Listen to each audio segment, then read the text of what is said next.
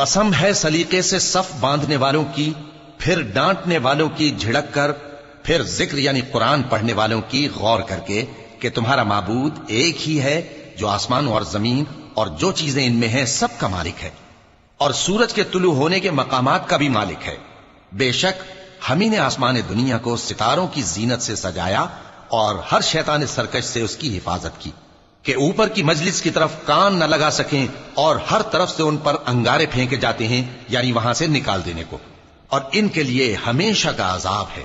हां, जो कोई फरिश्तों की किसी बात को चोरी से झपट लेना चाहता है तो जलता हुआ अंगारा उसके पीछे लग जाता है।